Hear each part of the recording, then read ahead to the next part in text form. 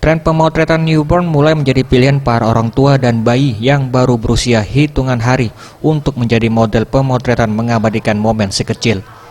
Dengan pemotretan bayi ini banyak dilakukan karena mampu menjadi kenang-kenangan orang tua.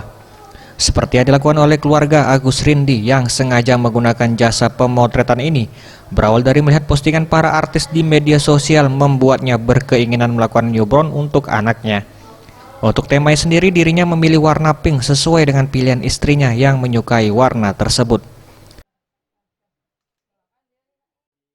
Jadi kayak anaknya itu ada momen pada saat newbornnya. Jadi kita sebagai orang tua untuk mengingatkan dia pada saat dewasa kan enak dilihat.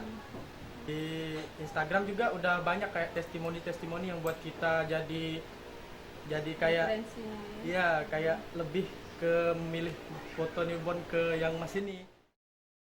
Sementara itu, Restu Adi Pratama, penyedia jasa pemotretan, mengaku kebanyakan tema yang dipilih cenderung ke full color karena lebih indah ketika diabadikan.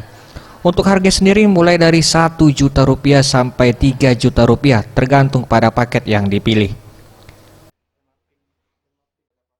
Oh, yang beda di paketnya itu pertama apa yang didapat sama klien sih. Kalau misalnya paket yang paling murah itu cuma dapat dua tema.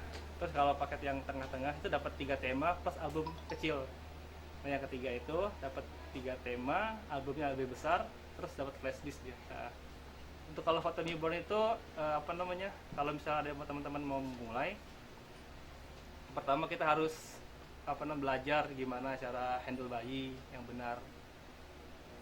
Terus juga tahu karakteristik bayi-bayi itu kayak gimana, tidurnya kapan. Dan juga teman-teman kalau untuk foto newborn disarankan umurnya itu 5 sampai 14 hari. Karena di umur segitu bayi itu masih lebih banyak tidur dan tulangnya itu masih lentur seperti masih dalam kandungan ibunya. Tim Liputan Sriwijaya TV.